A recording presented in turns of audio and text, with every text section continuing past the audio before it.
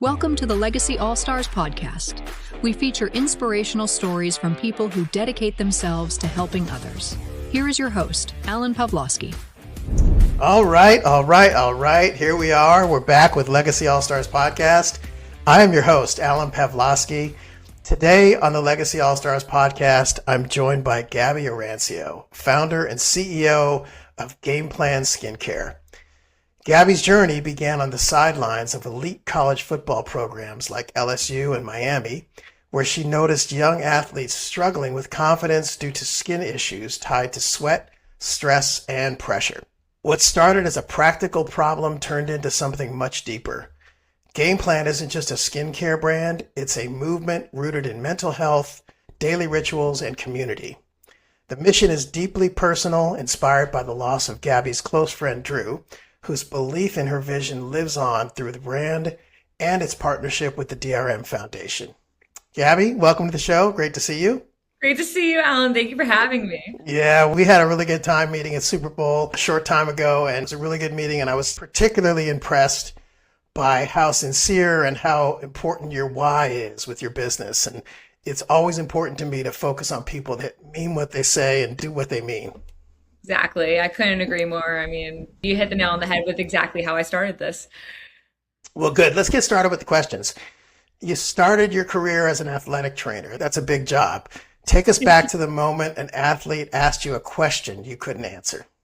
Right. So as an athletic trainer, I was spending 16 hours a day in a facility, and I saw the walls of football ops more than I saw anything or anybody else in my life, including my family and friends.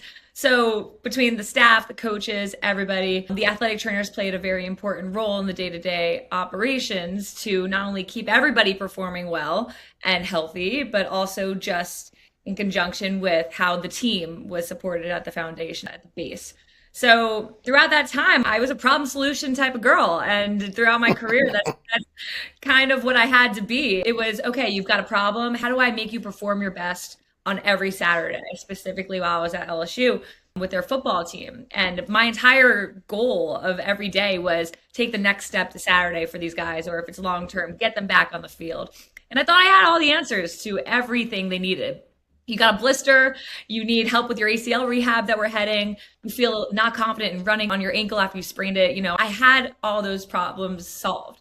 But one question just kept bugging me. My guys kept asking me, Gab, what do I do about my skin? Why am I breaking out? Why do I have all these bumps on my face? How do I get rid of them?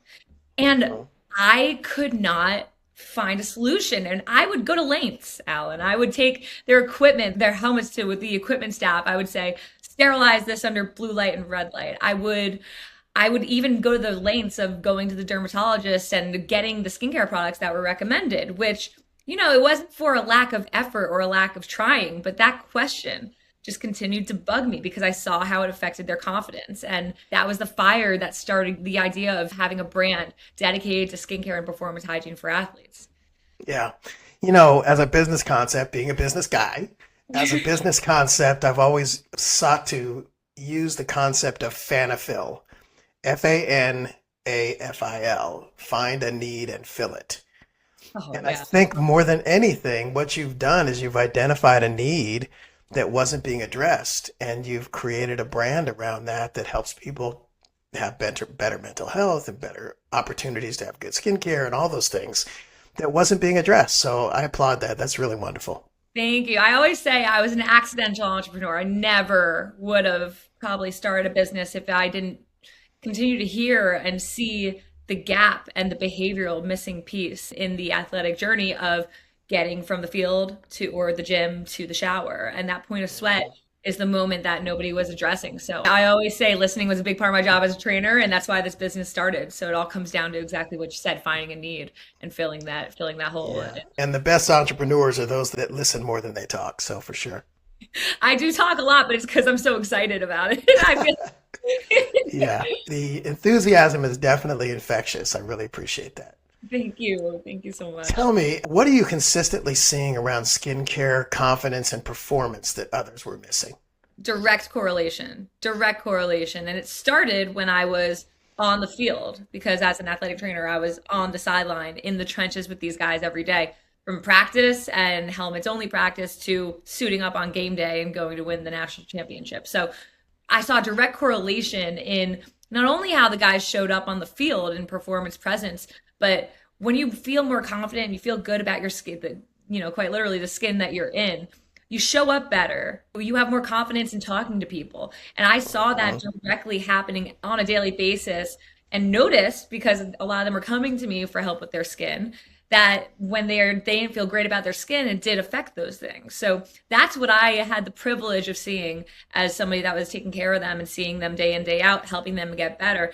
I had the privilege to be able to observe that point, which drove me to enter this business. Okay, how do I fix this for them? How do I give them something? Because clearly, I pocketed this idea for 5 years. Nobody else was doing it, and I couldn't believe it. So that really stuck with me, is watching them perform at their best when they felt their best. They say, look good, feel good, play good. And that's exactly right. I think we can all relate to having an insecurity and how maybe that affects us on how we speak to other people, how maybe we want to leave the room a little bit faster than if we were feeling better about, the outward facing things. So it's really just seeing that what affected them on the outside also affected the way they were communicating and showing up daily.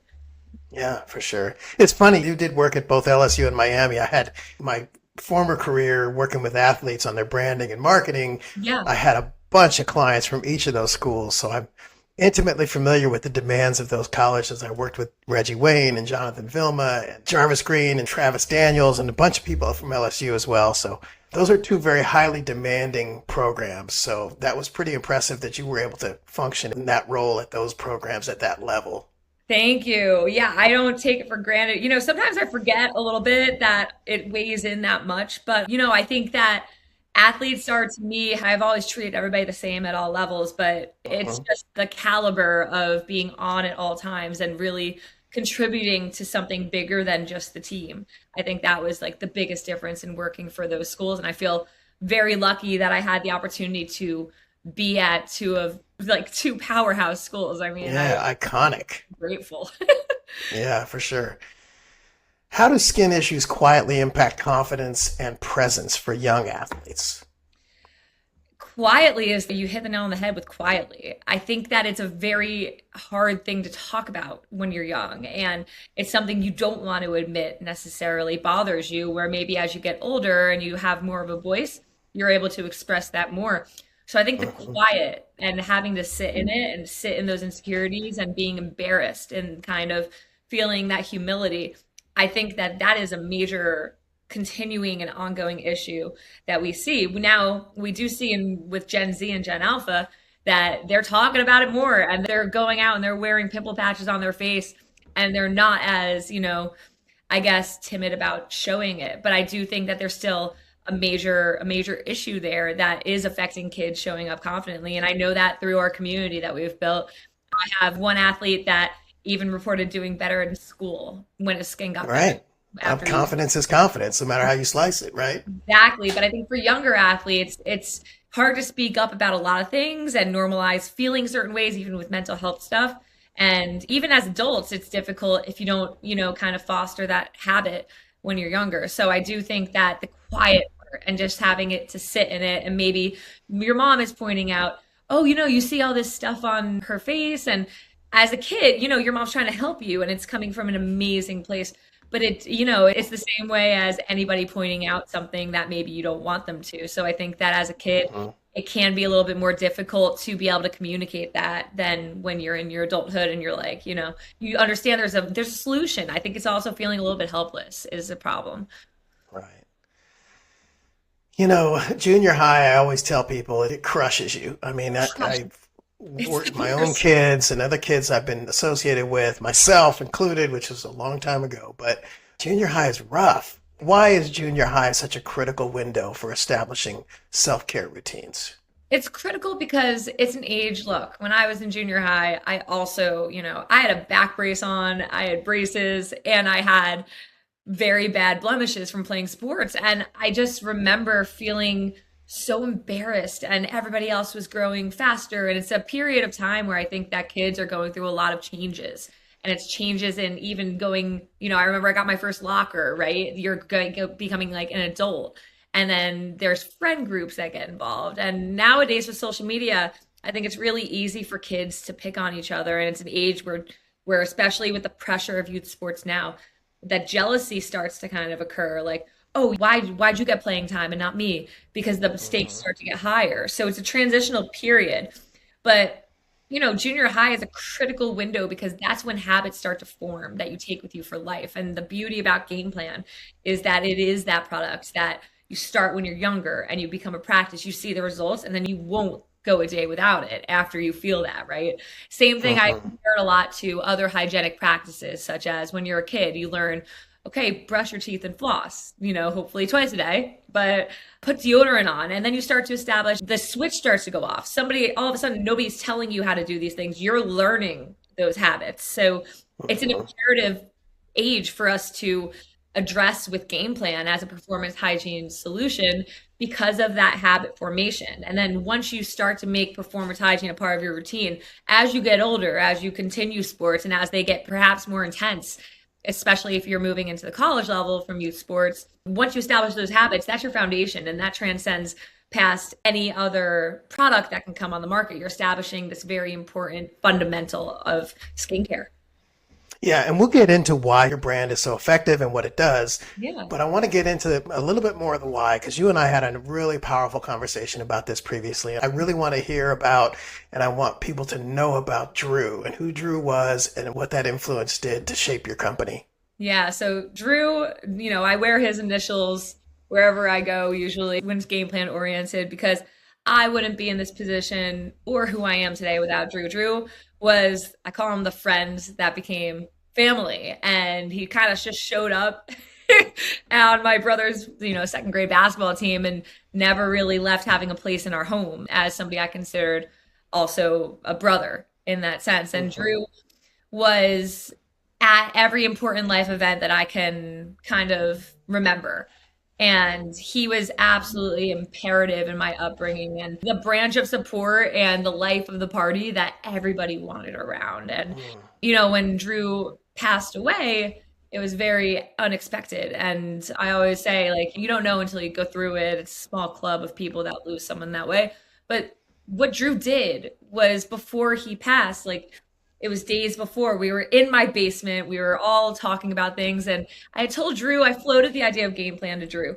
And he said, why don't you tell everybody about your idea? And I was like, no, I was very shy about it. I was a trainer. So I had I didn't have an MBA or any type of business degree.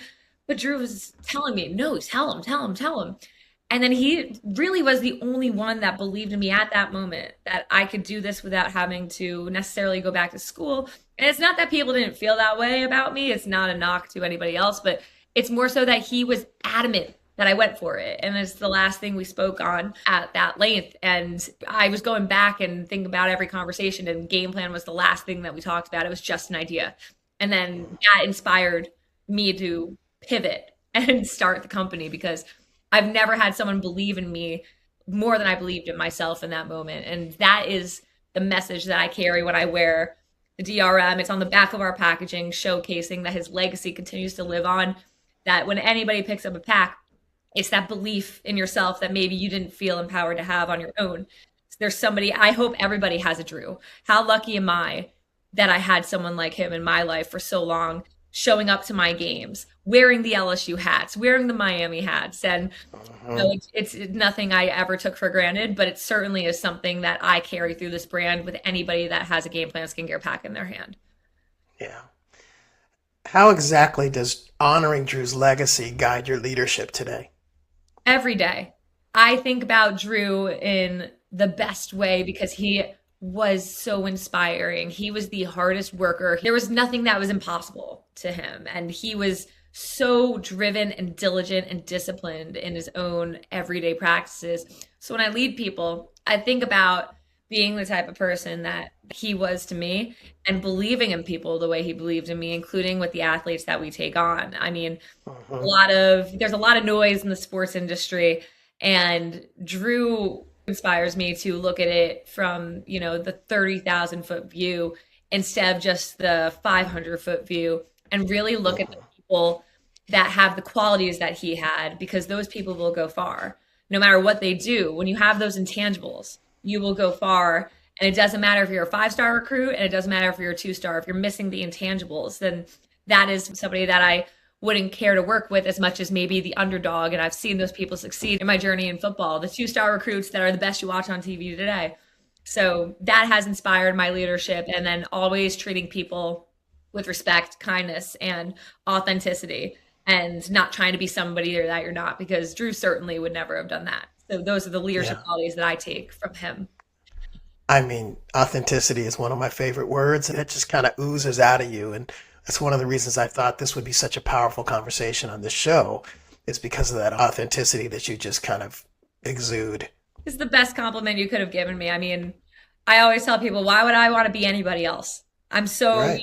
And it takes a lot of work to get there, right? Like in your 20s, you're figuring it out. But I think that you're always grounded in your foundation of being a good person. And one of my bosses, Jack Marucci at LSU, told me that sticks with me, that I repeat to myself, is that you can teach anybody how to do anything, any skill, right? Like I struggled with math, and I always thought, man, that really defines me. You can teach anybody how to do anything, but you can't teach anybody how to be a good person or have a good head on your shoulders and have good, care for other people. So if you have those qualities, then I think you're already successful. And those are the things that really matter when it comes down to it.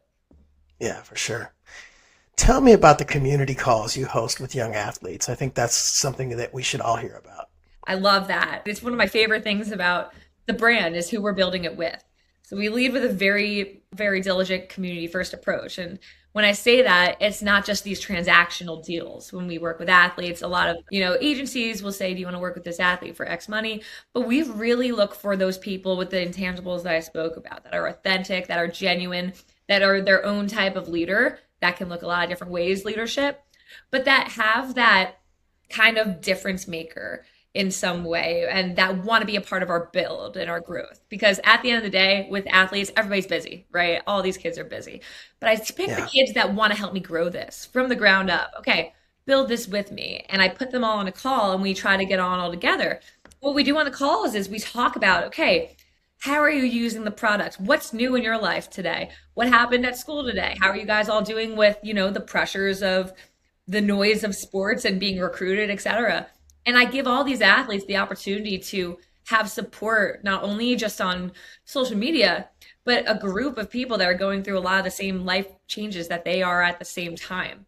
And what that gives people is, even though we're just I say, we're not just a wipes company. We are building a community, and we are able to use their insights to drive our next products. Okay, what are you guys missing in your routine? What do you wish you had? So everything else that we do from here will be built from this group of young athletes, college athletes, and pro athletes that we have in these different kind of sectors of business. And in these community calls, we get to share all these insights. So it's a live focus group for us.